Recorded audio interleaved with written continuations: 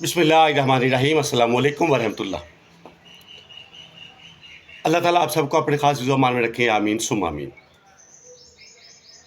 ज़िंदगी में कोई भी काम करना हो, कोई चीज़ बनवानी हो या बनानी हो, उसके लिए एक ज़ाब्ता, एक तरीक़ाकार मुतय्यन है। उस तरीक़ाकार के मुताबिक काम किया जाएगा तो आसानी से वो काम पाया तकमील तक पहुँचेगा।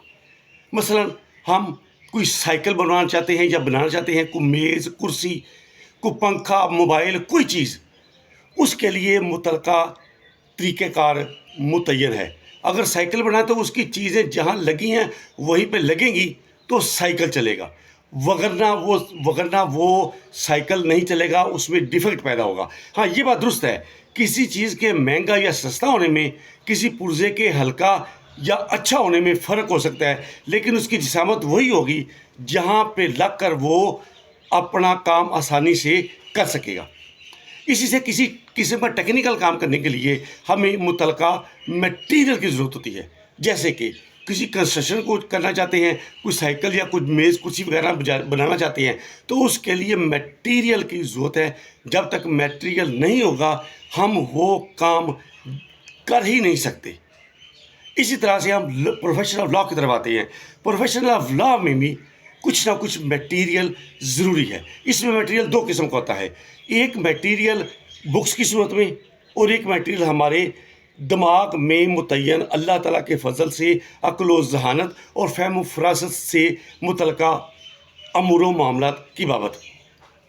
हम अपने ज़हन से सवालात करने का अपने अंदर एक तरीका, एक एबिलिटी को मजबूत और बेहतर करने की कोशिश करते हैं, और किसी भी वाक़या, किसी भी बात, किसी भी चीज़ की तह तक पहुंचने के लिए हम पॉजिटिव सवालात करने और उस मामले वाक़या की तह तक पहुंचने की मुकम्मल कोशिश करते हैं।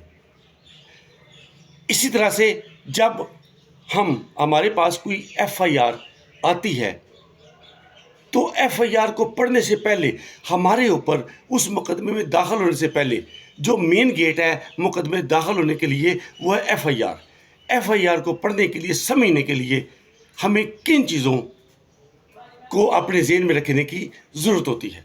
मैं आपको गाइड तो नहीं कर सकता बहुत ज़्यादा, ना मैं कोई लेक्चरर हूँ, ना मैं कोई बहुत बड़ा वकील बन चुका हूँ। बहरहाल अल्लाह ताला ने बड़ी नेमत से नवाजा है। ठीक है, काम है, आपको देख के आप कह रहे हैं कुछ ना कुछ सीखा है मैंने, तो मैं आपसे कुछ शेयर कर रहा हूँ। आप बार अपने सीनियर से आप बेहतर पर गाइडलाइन ले सकते हैं, अपने फहम फरासत से बेहतर चल सकते हैं, लेकिन मैं अपने तजर्बे के मुताबिक आपसे कुछ शेयर करना चाह रहा हूँ। किसी भी फौजदारी किस्म का काम करने से पहले हमें प्रेपरेशन चाहिए। उसमें चाहिए तो ये कि हमें बुनियादी तमाम किताबों मुतलका का इल्म हो, उसमें हमें अबूल हासिल हो, लेकिन ये बात नहीं ज़रूरी कि हमें पूरे का पूरा कानून ज़ुबानी याद हो। जैसे कि एक हाफ़िज़ साहब हर वक्त अपने पास कुरान पाक उठाए नहीं रखते, उन्होंने मेहनत से तमाम कुरान पाक अपने जहन में बिठाया होता है। जब भी कोई बात होती है तो वो ये बता देते हैं कि फ़लाँ आयत फ़लाँ पारे के फ़लाँ रुकू में फ़लाँ नंबर आयत पर मौजूद है। ये उनकी अल्लाह के फजल से बार बार रिहर्सल के बाद ये उनकी कामयाबी की अलामत है। Practice make perfect. मेरी राय के मुताबिक फौजदारी काम करने के लिए FIR पढ़ने से पहले हमें किन बातों को कम अज़ कम किन बातों को अपने ज़हन में रखना चाहिए, वो मैं अर्ज़ करने लगा हूँ कि ज़ाब्ता फौजदारी की दिफ़ात 145 से लेकर 173 तक, ये हमें बार बार पढ़ के अपने ज़हन में इनको बिठाना चाहिए।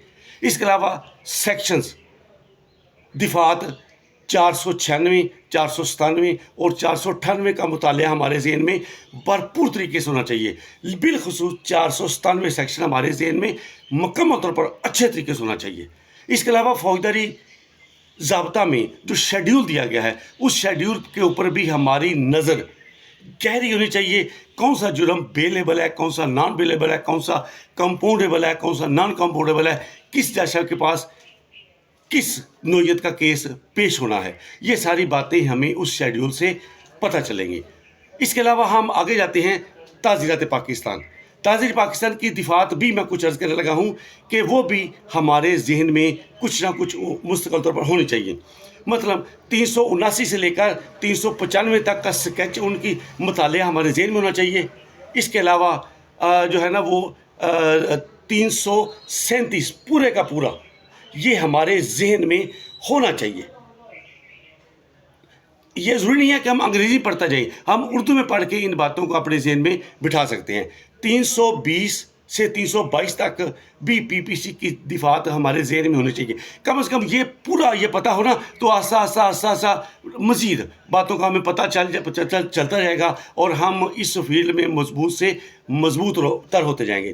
اس کے علاوہ قانون شہادت، یہ نہیں ضروری بات کہ قانون شہادت پورے کا پورا آنا چاہیے. بہرحال موٹے طور پر اس پہ 2 4 5 10 مرتبہ اس کو ریہرسل کر کے موٹی چیزوں کو اپنے ذہن میں رکھ لینا چاہیے. میں سمجھتا ہوں ان چیزوں کو ہم اور یا آپ زیادہ محنت کر کے زیادہ توجہ سے پڑھ کے اپنے ذہن میں بٹھا کر فوجداری تیاری کے سلسلے میں ہمیں آسانی پیدا ہوگی. باقی یہ ہے کہ انسان چلتا جائے کانسٹنٹلی، دھیان سے تھوڑا ٹائم دے کے چلتا رہے تو اللہ تعالیٰ اس کے لیے کامیابی کے دروازے کھولتے جاتے ہیں. اللہ تعالیٰ آپ کو مزید کامیابیوں سے نوازے.